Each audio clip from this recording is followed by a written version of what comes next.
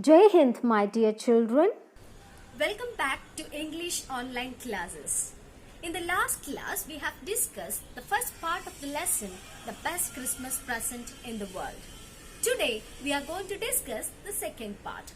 Before that, let me give you a short summary of what we have learned in the last class. Our narrator, Mr. Michael Morpurgo, had bought a roll-top desk from a junk shop. He thought that he will be able to restore it. He started repairing it on the Christmas Eve. He removed the roll top completely and then pulled out the drawers. And from a secret drawer, he found a small tin box. Inside the small tin box, there was an envelope. And something was written on the top of the box also. It was a letter written by Mr. Jim McPherson to his wife, Mrs. Jim McPherson. So I know that you will be curious to know what was the letter. And most of you might have read the letter also. Now we are going to start the second part of the lesson wherein Mr. Jim McPherson has written a letter to his wife. Shall we start the lesson?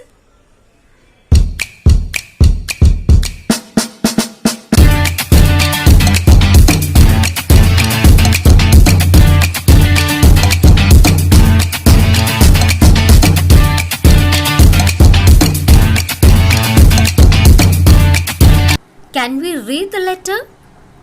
See, dearest Connie, I write to you in a much happier frame of mind because something wonderful has just happened that I must tell you about at once. We were all standing too in our trenches yesterday morning, Christmas morning. It was crisp and quiet all about, as beautiful a morning I have ever seen, as cold and frosty as a Christmas morning should be. Who had written the letter to whom? Mr. Jim McPherson to his wife. So who is Connie here? Jim McPherson's wife. Listen, Jim McPherson wanted to tell her something that had happened in his life. Something wonderful had happened that made him so excited that he wrote this letter to his wife. He started like this. See, they were all standing two. Standing two means they were in their positions in their trenches. Trenches, what it is? The ditch or the hole made by the soldiers to hide themselves from the enemies. So they were hiding themselves from the enemies in their trenches when the previous morning, it was Christmas Day. So during that Christmas Day, they were standing in their trenches. So then in the next two lines, he explains the beauty of that particular day. It was crisp. Crisp means very calm and cool. Okay, very fresh and cool and quiet. So that morning was very cool and fresh and quiet. Okay, as a beautiful morning as I've ever seen. That means he hadn't seen a beautiful morning like this. A Christmas morning should be like this. So a typical Christmas morning could be seen that day. Now look at the next paragraph. I should like to be able to tell you that we began it. But the truth I'm ashamed to say is that Friss began it. First, someone saw a white flag waving from the trenches opposite. Then they were calling out to us from across no man's land, "Happy Christmas, Tommy! Happy Christmas!"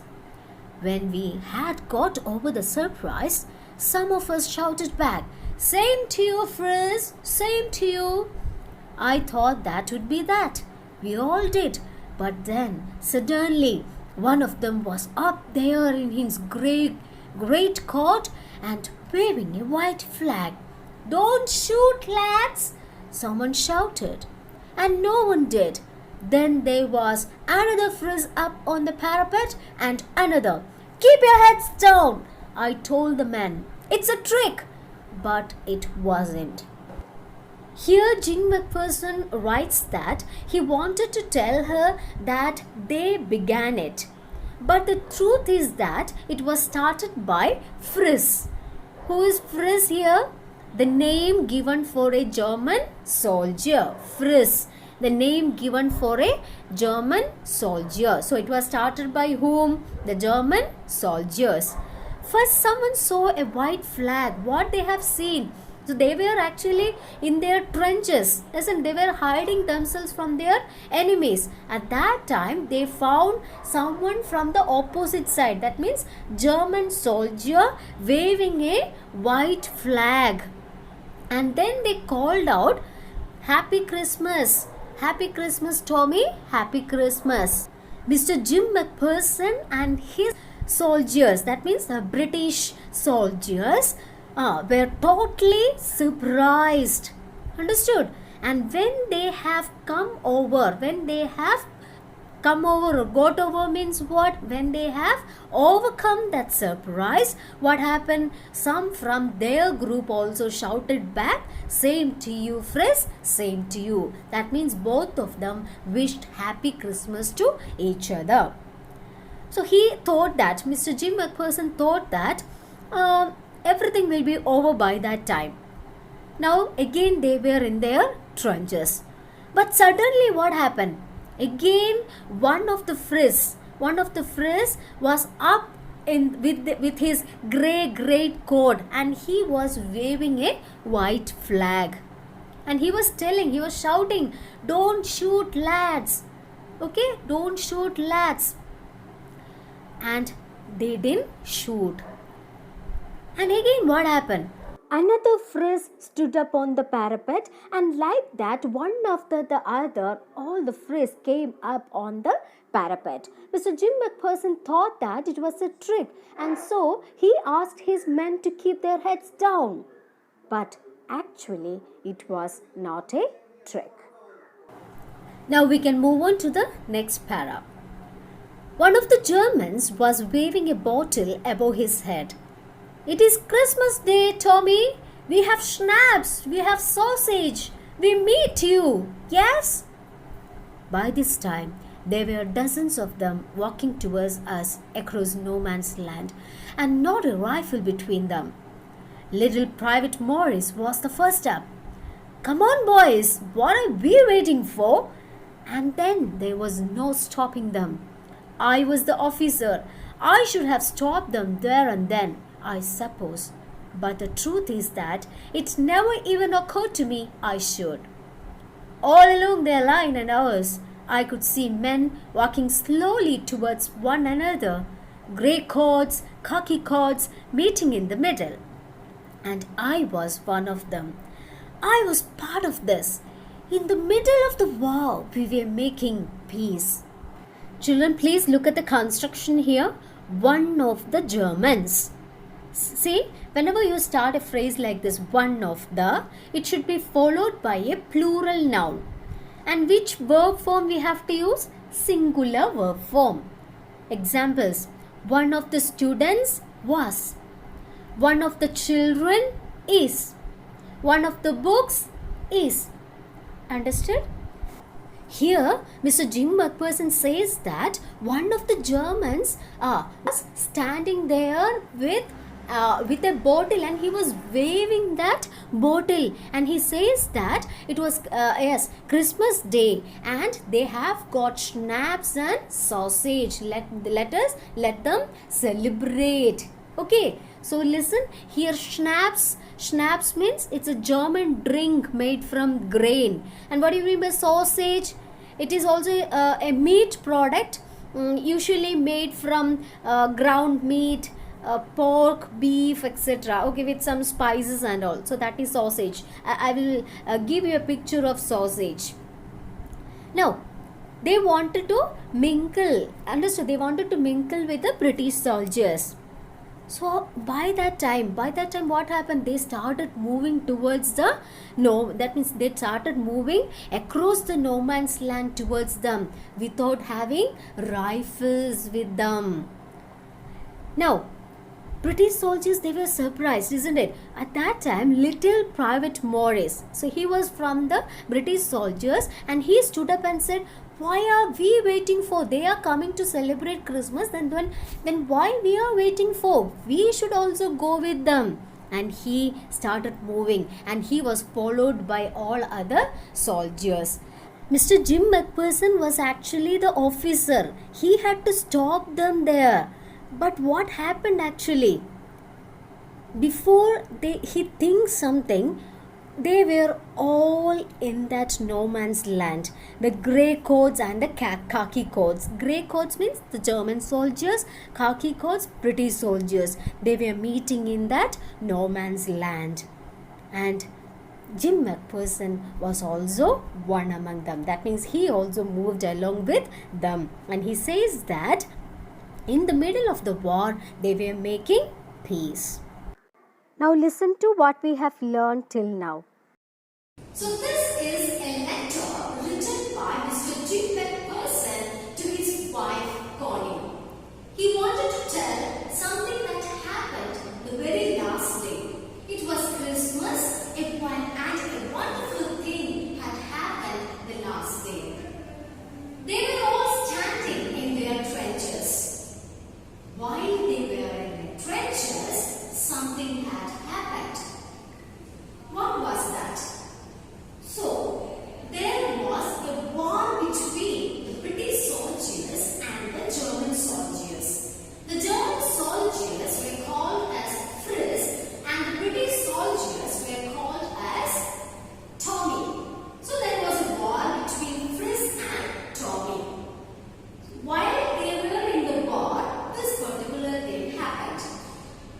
Jim McPherson wants to tell that it was started by Tommy. But actually, it was started by whom? The Frisk. One among the Frisk group stood on the parapet and he started waving a white flag. They wanted to celebrate Christmas with the British soldiers. So, British soldiers were actually surprised when they were wishing them Happy Christmas. They hesitated, but after some time, they also wished the Frisk Happy Christmas. Then, again, one from the Frisk group, stood on the top of the parapet. What happened after that? One by one, the Frisk group started standing on the parapet. Mr. Jim McPherson thought that it was a trick. And so what he did? He asked his people to keep their heads down. But it was not a trick. They started waving bottles of schnapps and sausages. They wanted to be with the British soldiers to celebrate Christmas. Then after that, within any time, they started moving towards the no man's land. Then the British soldiers also thought why they should wait. They also started moving towards the no man's land. Mr. Jim McPherson was the officer. Actually, he had to stop his people from moving towards this no man's land. But he didn't do. He was also one among the people moving towards the no man's land. Then within minutes, the no man's land was filled with grey coats and the khaki coats. So they were having peace in between the war.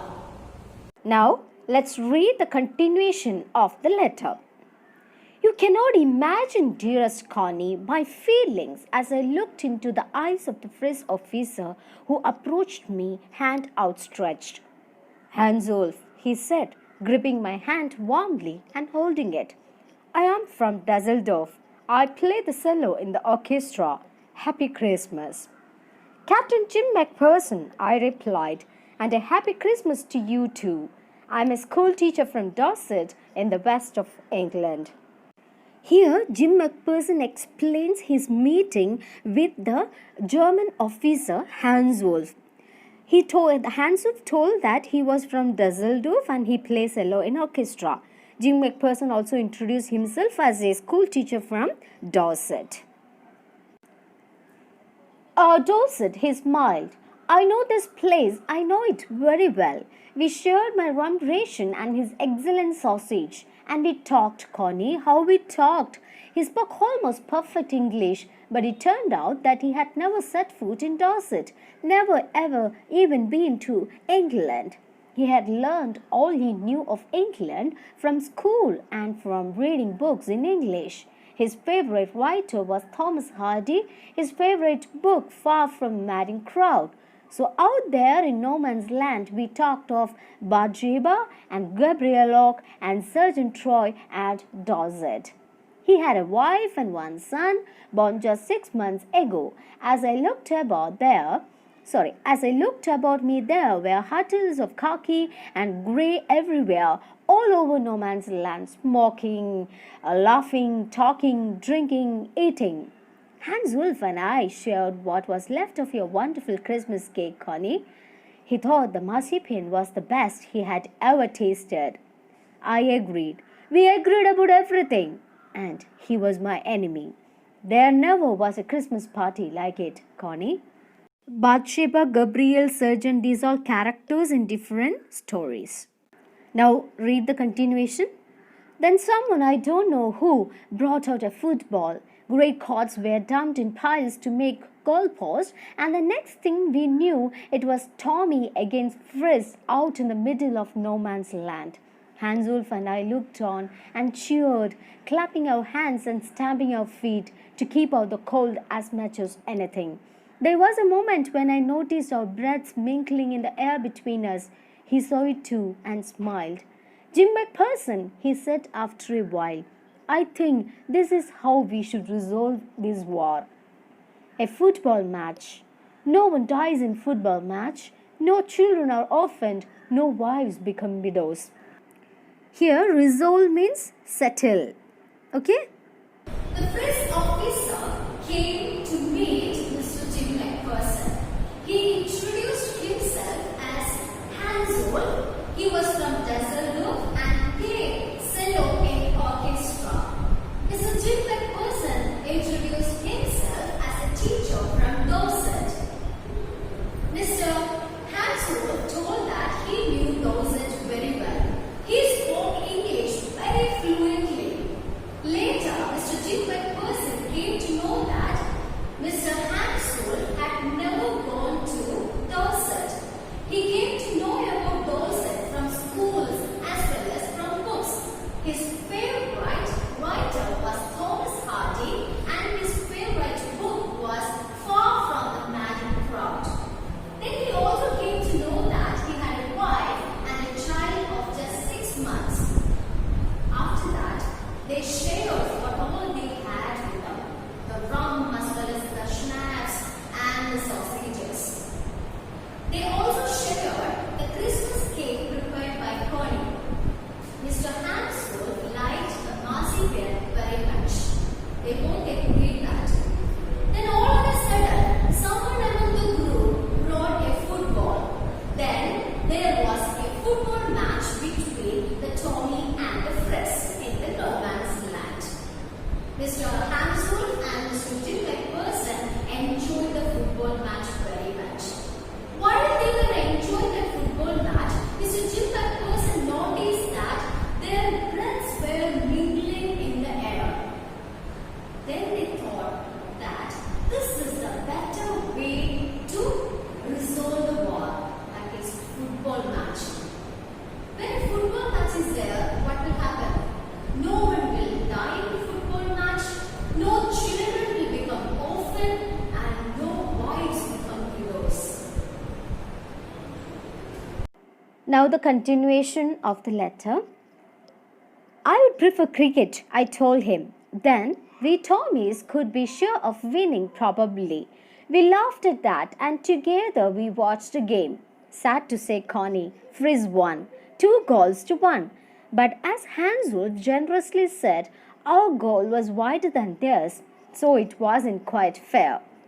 Here, generously means willing to help, especially more than expected. So without expectation, he said that Britishers' goal was wider than Germans. So it wasn't quite fair. Fair means treat people equally without discrimination. That means it was not a reasonable one for Jim. Now see, The time came, and all too soon, when the game was finished, the schnapps and the rum and the sausage had long since run out, and we knew it was all over.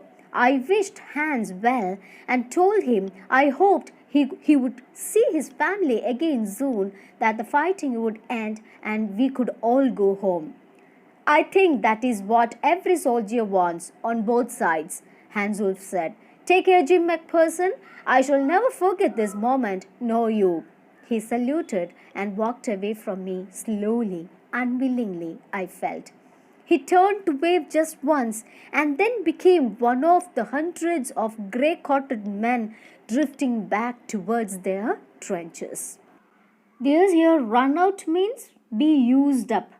Here the meaning is that nothing left. Everything was used by them. Schnapps, rum, sausage, everything finished. Drifting means moving slowly. Now let's read the continuation. That night, back in our dugouts, we heard them singing a carol and singing it quite beautifully. It was Still a Night, Silent Night. Our boys gave them a rousing chorus of While Shepherds Watched. We exchanged carols for a while and then we all fell silent.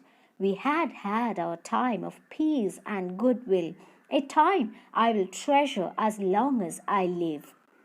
Dearest Connie, by Christmas time next year, this war will be nothing but a distant and terrible memory. I know from all that happened today how much both armies long for peace. We shall be together again soon. I am sure of it. Your loving Jim. Now listen to the explanation.